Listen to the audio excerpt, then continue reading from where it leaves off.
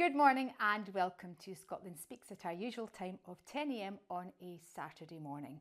And we are 1 year in from Labour's victory in the general election of 2024. However, as opposed to celebrating great successes and delivering on what they promised the people, including the people of Scotland, which was change, they seem to be lurching from one disaster to the next.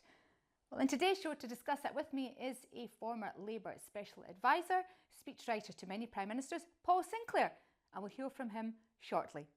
Meanwhile, your response to last week's show was terrific, featuring Jim Sillars.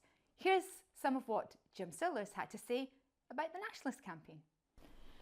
He spoke, Jim, as you say, at many meetings with yourself about how the scales had tipped in terms of it used to be the case that the SNP had the support and independence was less in number, and the scales have tipped and have been tipped for quite a period of time, where support for the SNP is decreasing, and support for independence is at least steady at over 50% without even a campaign for it. This is the miracle, actually, because part of his legacy, perhaps, Jim. Well, I hope it is, because it's a strange thing to say. I think Alec's death, if you remember the memorial service for Alec in St Giles Cathedral, it was a wonderful service and a proper tribute to the man. But what mattered for me was the people outside, nobody had organised them, huge crowds outside. And I went over to talk to them, and they, it was almost as if, okay, Alec's died, we owe him this. We owe him, to take it forward. And there was almost a new determination in what people were saying to me as I met them on that particular day. Now, the pessimists will look and say, well, you're at 54% in the polls, but there's no mechanism that captures that 54%. That's absolutely true, because the movement at the moment is split and splintered. You've got the SNP, you've got Alba, that's the split and splinter. There's apparently 21 organisations, all doing their own thing inside the movement. Some are going down rabbit holes, but others are doing very substantial work below the radar. And here's what you had to say about Jim. Jason said, obsession with gender has cost the SNP and the broader independence movement. Clachan says, can we just stop this men, women in politics and just have the most competent, capable people? Kizzywiz says, I am so glad that Alec Salmond was elected as leader of the SNP in 1990 instead of Margaret Ewing, supported by Jim Sillars. I never agreed with Jim and still don't. Hemon says, I've never been a fan of him, but Jim is correct on this one. Folks, it's time to wake up. He says SNP won Alba too, but I think what Hemon really means is for SNP on the constituency and Alba on the list, for independence to be put back on track. Pat says, Mr Sillars, you talk a lot of sense. John Gallagher says, Scotland needs a young Alec Salmond, otherwise we will get nowhere. Finally, Frank Duncan says, losing Alex was like losing our king. Indeed it was, Frank, and when we speak to Paul shortly, we'll be getting some of his reflections on a rather animous relationship he had with Alex, but turned into something quite different later on when he was at the Scotland Speaks show, indeed at the IMAX cinema, watching Alex Salmond reflect on the 2014 independence referendum campaign. All of that coming up after the break.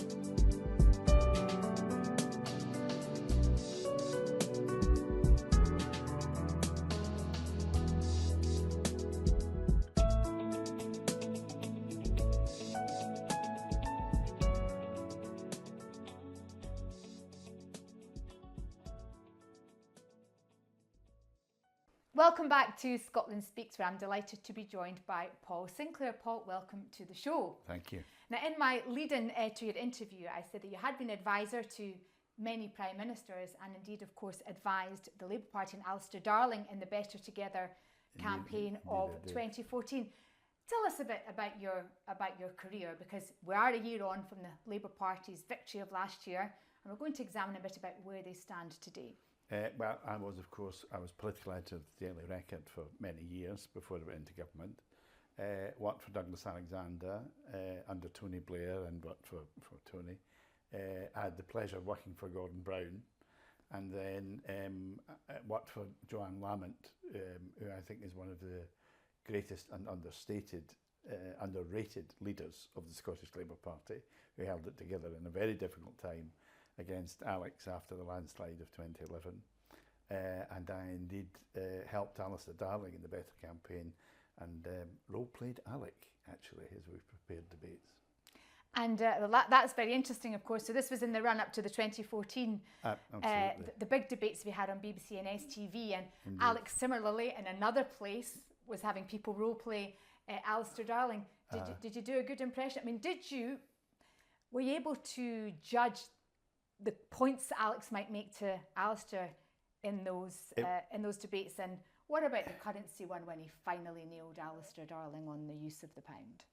Well, he didn't really. Oh, Paul. He didn't really. I think Alistair possibly nailed him when he asked, every 8-year-old knows what the flag of a country is, the capital of a country is, and the currency is. So in the final debate, he had to concede. But what was interesting about that was, while I was role-playing Alex Salmond, Duncan Hamilton was role-playing Alistair Darling, and Duncan Hamilton and I debated with each other at the University of Glasgow. So there was a strange kind of symmetry to what was happening. That background in it. Well, maybe we'll play a clip about that final debate. It was the classic moment, though, when at Kelvin Grove, when Alex did say, but he had to concede Alistair Darling. That, of course, he said. Well, Paul, we'll agree to disagree, as we probably will for most of this interview. But I'm really grateful for you joining us on the programme, because last week we spoke to Jim Sillars about the state of the nationalist movement. What 2026 has to look like if you're a nationalist. And I'm just very keen to get an understanding from you, because of your background on advising Labour and your speech writing, etc., and all the things that you do in your illustrious career as political editor of the Daily Record. I'll just park that there because I'll get lots of comments for saying so. What has happened to the Labour Party in the last year? I think the first year of Keir Starmer was always going to be difficult. He had a mess to pick up. They're not experienced ministers. I do think there have been some mistakes that you wouldn't have anticipated. So the first year has not gone well. I think one of the mistakes, however, the Scottish Labour Party has made is the idea that there would be a Labour landslide in 2024, which there was, and that would lead to a Labour landslide in 2026, because you have to look at why you won. And I think why the Scottish Labour Party won, particularly in Scotland, was one, to get rid of the Tories, but it was also a free hit at John Swinney's government, which has not been successful. But the idea that one landslide leads to another didn't happen in 97. 97 landslide, Donald did well in 99. 2001, a landslide for Tony Blair. Jack McConnell lost seats in 2003. Won despite the Iraq War in 2005. Alec won in 2007. And Gordon Brown had a landslide in Scotland in 2010, and then there was a landslide for Alec. So the idea that one follows from the other, it's just not the case. And I think what the Scottish Labour Party can't do, while Keir Starmer has had a difficult time and has made mistakes, is they can't blame it all on him. There needs to be a separate vision. I mean, Anna Starmer, in my humble opinion, is quite correct to say Scotland needs a new direction, but we need to know what that new direction is. And there is no new direction. And my fear for the next election is this. We've got John Swinney, who is quite happy to commentate on Westminster, But he's offering us no vision of what Scotland will be like. He's got a very poor record in every department he's ever run. And then we have a Labour Party. I can't tell you what a Scottish Labour, what a Labour Scotland would look like.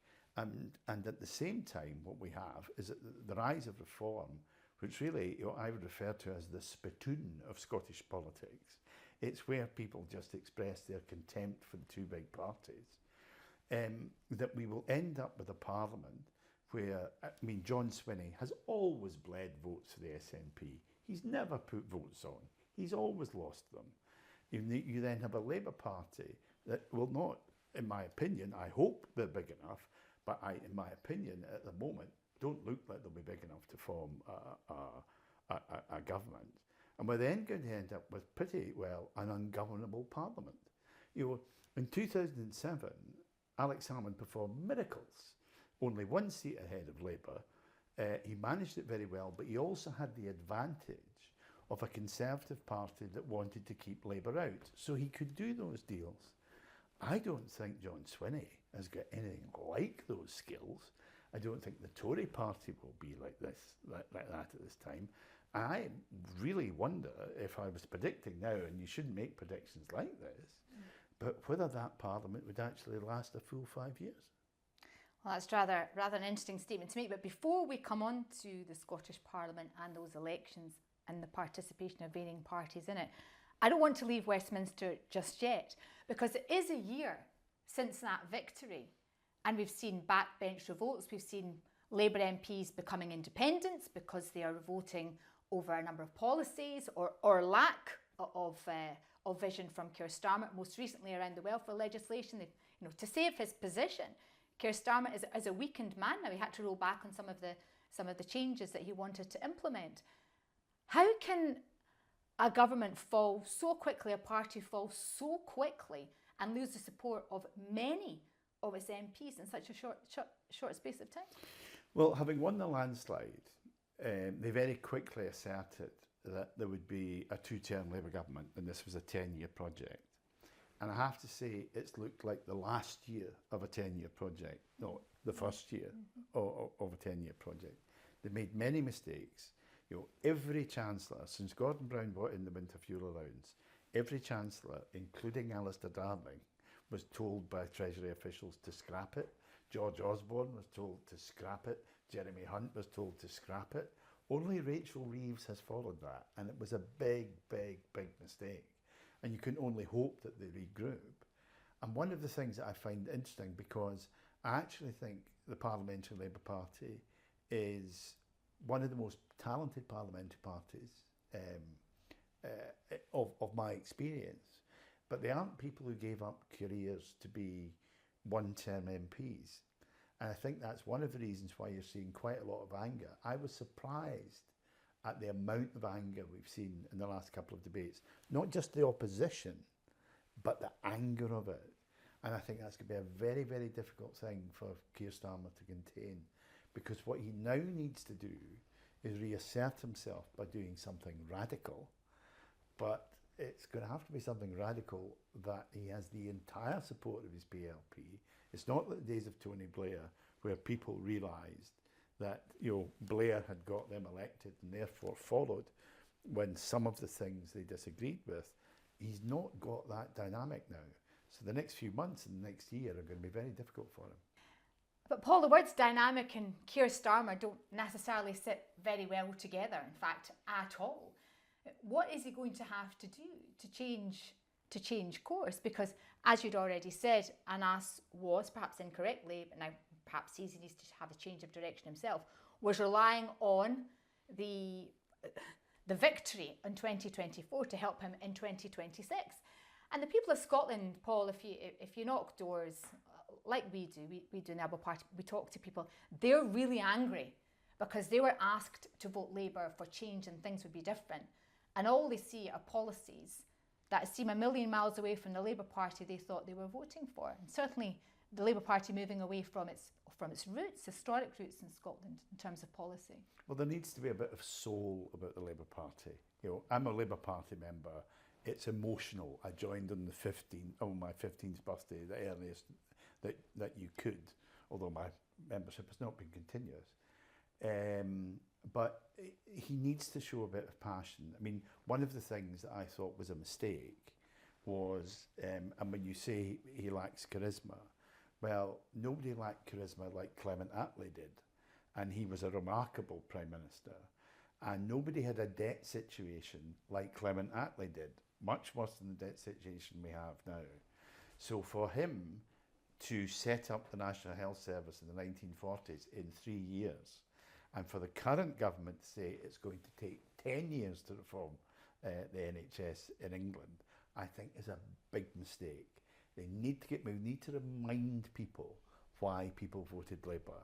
And, you know, when they say things, they've rightly U-turned on the winter fuel allowance.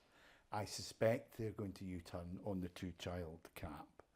And, you know, just to say, you know, no pensioner will go cold on my watch, no child will go hungry on my watch. That's the kind of language that makes me Labour and that Keir Starmer needs to use. And one of the things, and my old boss, but I have to say, I think he's been masterful. The reason the winter fuel allowance has gone and the reason the two-child cap has gone, I think is due to the intervention of Gordon Brown in the last couple of weeks, which I think he's done extremely deftly.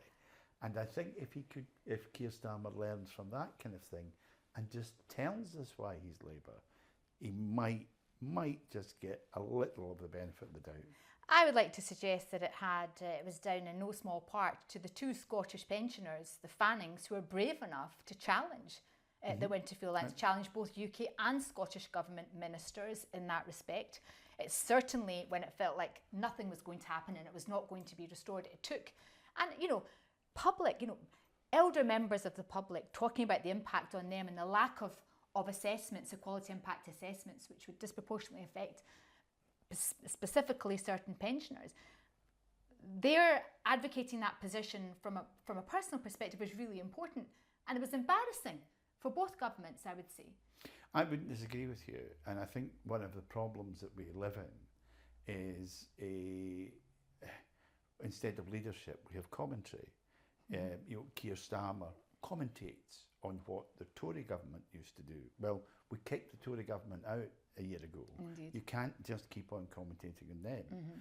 John Swinney offers no vision for the future of Scotland, but he likes to commentate on Westminster. But you actually feel that if you took Westminster away, ironically, the Scottish nationalist First Minister would have nothing to say. And I think that, you know, that's really what we need. I think that's what SNP supporters want. I think it's what Labour supporters want. I don't think there's any love for reform, but there is love for attacking the political system because there isn't vision from either party.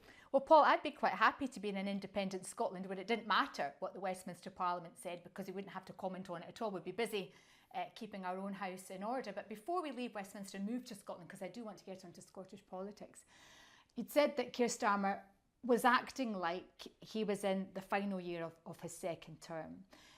Do you, or a Labour Party second term, Labour government second term, do you think he'll still be in place next year or indeed come the next general election? I wouldn't say he was acting like. I was saying some of the problems that he's had have felt like a government in its last year, not in its first year. I think he still has time to go. I haven't understood the panic that Reform did well in the local elections and they won a by-election by 6 votes. A by-election where the Labour MP was on video punching a constituent. You know, it's quite a difficult one to win. I don't understand the panic and why they have responded in the way they have. And to have a Prime Minister say, I mean, I was appalled by the speech about the island of strangers, that we would become, you know, the Enoch Powell speech.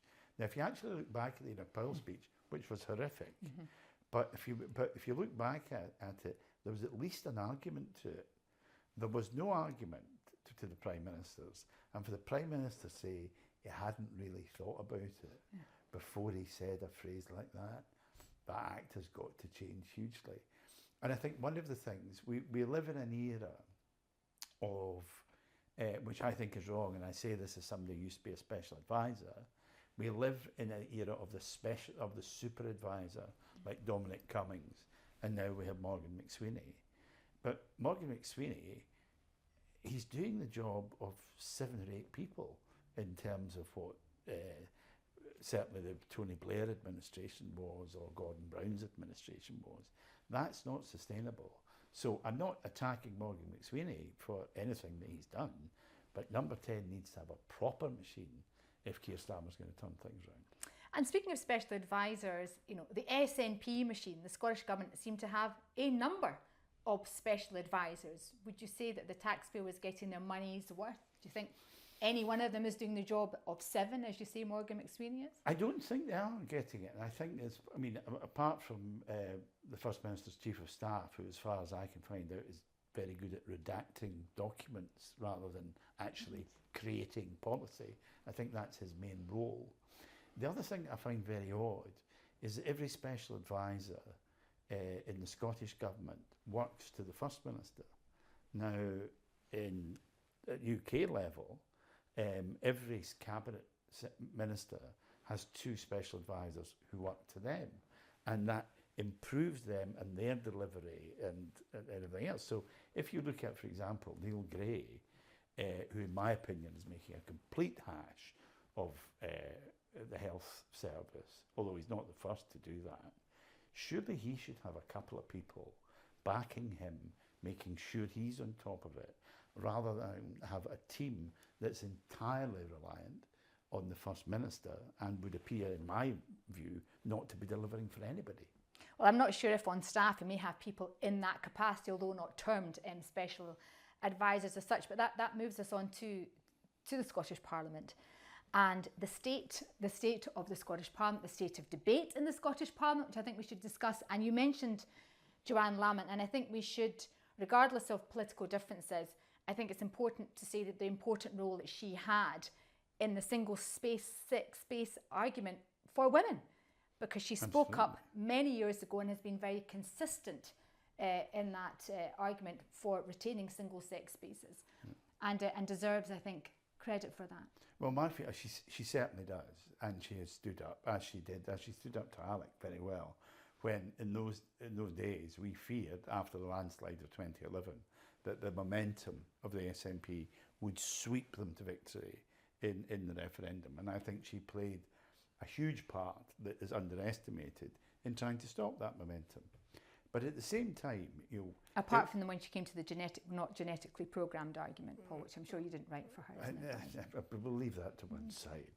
But the point she was making was right, that we are not genetically programmed to be right, and that social justice is something that we have to fight for. That's why we have spin doctors, Paul. But that was the point. But my difficulty is, we talk quite rightly about the Westminster Village, which I've worked in, and it can be the village, but Holyrood can be a hamlet.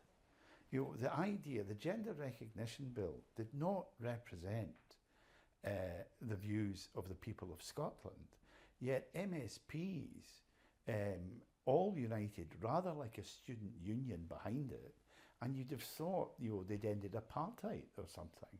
But in fact, it was an unworkable bill, a very unpopular bill, one that I would suggest, and I believe in trans rights, has set trans rights back really quite a long way, and has made people feel that the Scottish Parliament, of all things, well, we're all still proud of it because we're Scots and we want it to work, but has made it feel so distant from the people.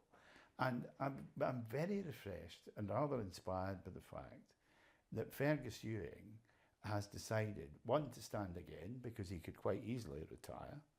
It must have been incredibly painful for him to leave the SNP and to say, I just want to make the Scottish Parliament a better place, a place where there's proper debate, a place where people from across the parties, because I've always felt, I mean, as Alec once said, nobody's got a monopoly of truth. There are good people and there are bad people in all the political parties. And if we could just get the talent together to work together, then I think, I think Fergus's cause is noble, and we would get the Scottish Parliament that we campaigned for so long and that we wanted for so long. Whereas at the moment, it strikes me, again, in John Swinney's case, he's more about suppressing talent than encouraging it. Well, people used to say that also of Nicola Sturgeon in terms of the people she appointed to positions around about her and the ability they had to fulfil those roles. Not to the best of their ability, but to the ability that the country required them to fill that role too, to do good for the country. Do you think there is you mentioned that you were pleased at the talent you'd seen in the parliamentary group at Westminster, Labour parliamentary group. What's happened in the Scottish Parliament? Is it down to how we got ourselves into this position? Let's just take gender recognition reform for one example. How we got ourselves into this position where nobody seemed to be able to see rhyme nor reason in what they were doing when this legislation was going through Parliament, not consulting with the groups who wanted to be consulted with, to finally get them in themselves in a position where, Alistair Jack was able to say, no, I'm not signing off on this. How's that happened? Well, let me tell you something. The day after the referendum, when Better Together won, and I had an argument with colleagues in Better Together of how we keep this going, to which I was told, as though I was being a bit eccentric, we've won. It doesn't matter. And what my big fear was, and which I articulated at the time, was that after the referendum, partly people feeling they'd voted against their country, the SNP vote would go up and that the SNP would be in power for at least 10 years. That prediction proved to be true. My other prediction was that Alec Salmond would slow over that decade, reform the country, that in 10 or 15 years after the referendum, he would pose to the people of Scotland that we were so different now and so differently run from the rest of the UK, let's take that final step. And as a unionist, that's what I feared.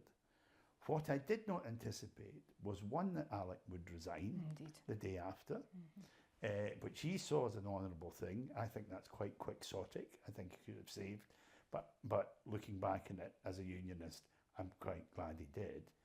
But I think, and I think she is a woman of many sins, I think Nicola Sturgeon's biggest sin was to have that amount of power, which she had, untrammelled, more power than Alec had in those elections, and she did nothing to reform the country. Absolutely nothing. Now, from a pro-union point of view, that's terrific.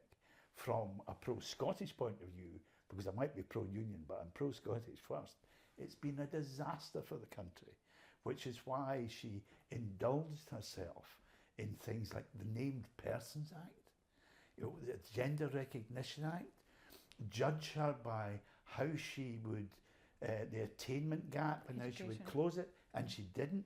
It grew. I mean, the woman had remarkable power and did nothing with it. From a pro-union point of view, she was a gift. From a pro-Scottish point of view, an utter disaster. So we've seen the change in support for the SNP, where it used to be the case that SNP was here and independence was here, but the scales have changed completely. And it seems that the SNP have lost the ear of the nationalist movement. And I wonder if that might have been reflected in the result of the recent Hamilton by-election, of course, of the tragic death of Christina McKelvey. But you wrote about it recently in Holyrood magazine that for the Labour Party, shouldn't see this as any big victory despite winning the seat. No, it was done cut, not D-Day, because, Hamilton should have been the third most winnable seat if Labour is going to be the biggest party and form the government. So in normal times, we should have been looking at Labour winning it with a healthy majority that we didn't quite believe.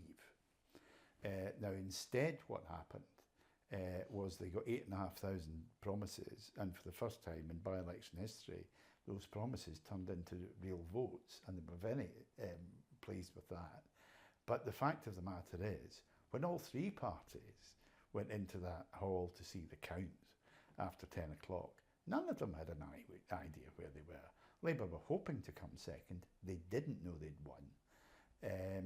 Reform came from nowhere, and it is a three-way marginal. And the tactic of John Swinney, which a quarter of people seem to want to vote for reform, right? To turn to those people and say, and part of it is immigration. Now, I happen to believe in immigration. If people feel there is change in their community and they're against immigration, don't call them racists. Don't say they're beyond the pale. Don't say they're disgusting the way Swinney did. Take the argument on. Make the case. And that's one of the problems with our politics. We have commentators. We do not have people who make a case. You're saying this is, of course, a Glasgow University expert debater like Duncan Hamilton, because part of what you learn is how to debate an issue. And how to make an argument. I had a conversation with somebody recently who's thinking of standing for the Parliament as an independent. She is pro-nationalist and left of centre. And we both agreed that while we loathed Margaret Thatcher, if you look back at footage of Margaret Thatcher, every time she opened her mouth, she had a moral argument. We might not agree with it, but it wasn't sound bites.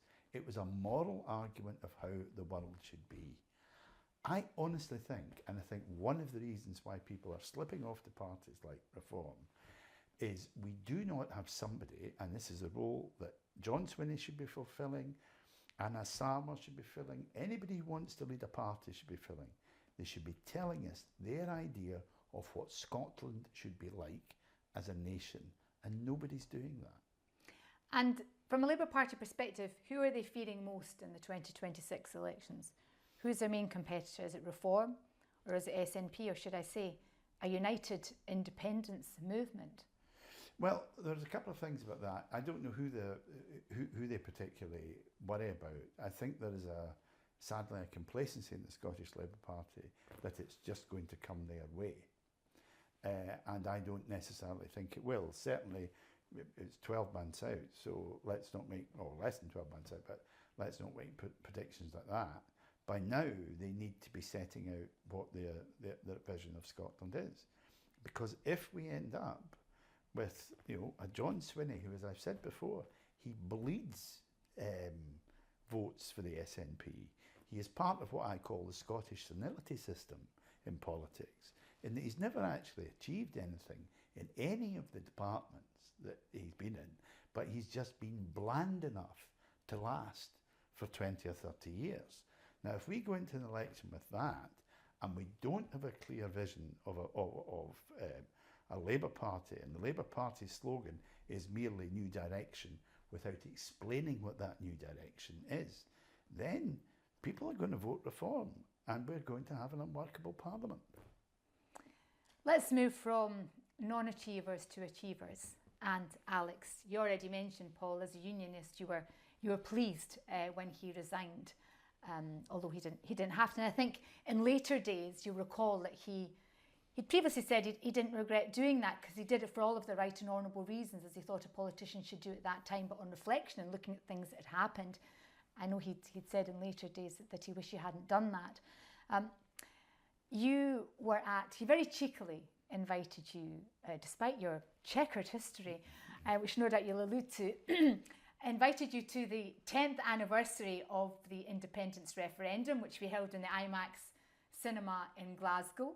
And only Alex could celebrate not winning, but in such spectacular fashion, a cinema full of people positive about the future and positive about independence. And you sat in that audience. Tell me a bit about how you felt about the mood of the room and what was said, because not only did we talk about independence, we did speak about what had happened to Alex in the recent years. Well, I would say a couple of things about that. One, you have to preface it with the fact that I will never forget, and I can't think of another special advisor that this has happened to.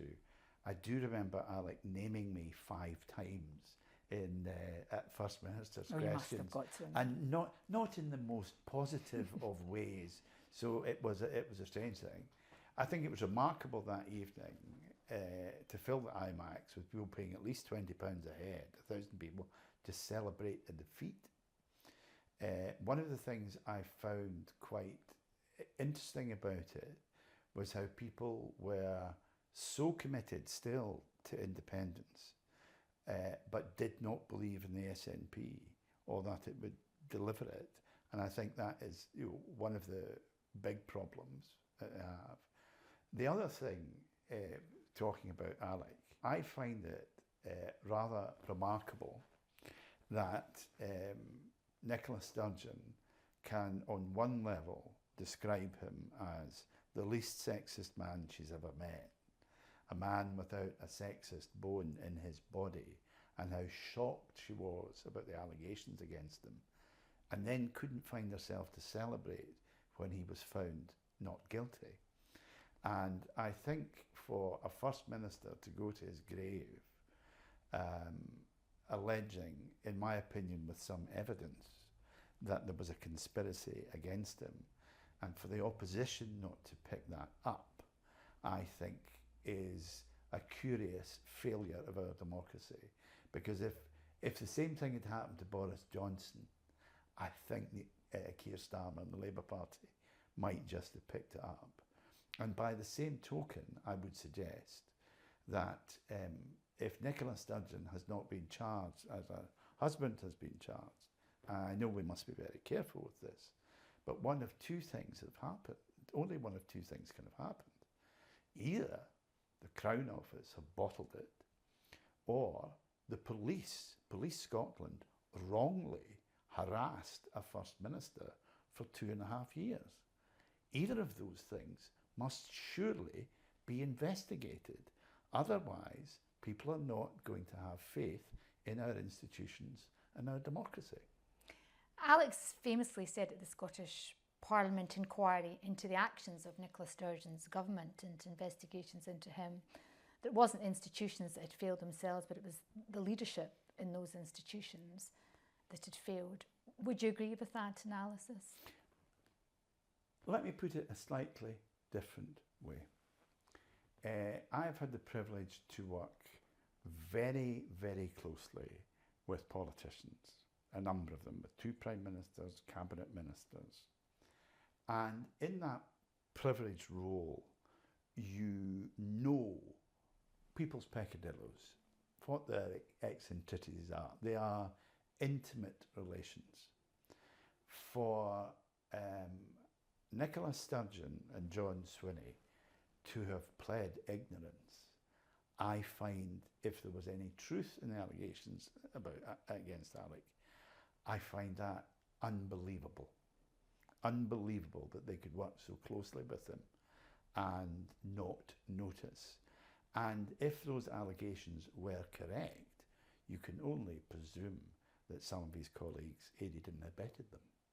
You mentioned, Paul, how you were glad that Alex didn't stay in office after the referendum, and you did write a lovely column for the Sunday Mail on his passing, because in the run-up to that you had developed a renewed relationship with Alex, a very positive one, I should add. How big a loss is Alex to politics, to Scotland, and to the independence movement? I didn't agree with Alex on a lot of things, and I never voted for him. But he was an immense figure in Scottish politics. I mean, he took over the SNP when they were 4th and made them look like the opposition. And not only that, got the SNP into government. I think particularly his first administration was extremely successful. And whatever the result of the referendum, it has changed Scotland in quite a seismic way. I do think we miss him. I remember the last time I watched him on television, and it was before the closure of Grangemouth, and he had a very articulate plan for how to keep it open that I haven't heard from any other Scottish politician, not from the First Minister, sadly, not from anybody in the Labour Party either. And I think we miss, while I disagreed with him on so many things, I think we miss his analysis and his intellect greatly. Paul Sinclair, thank you very much for joining me on Scotland Speaks. Thank you. Thank you.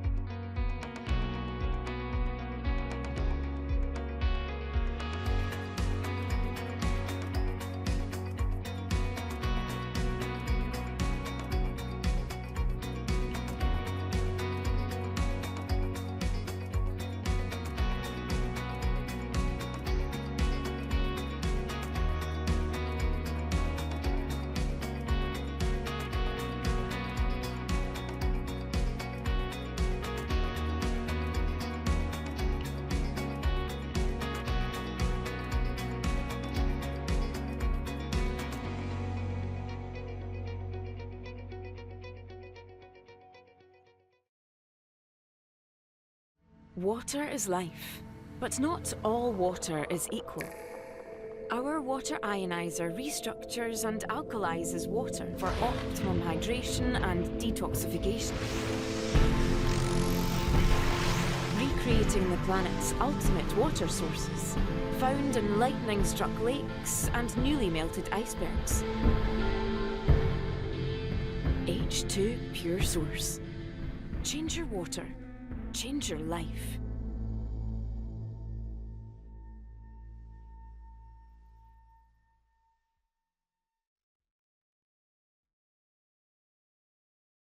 I do hope you've enjoyed this week's show, and indeed last week's show we did a comparison as to where the nationalist movement is and indeed where the unionist movement is under Labour.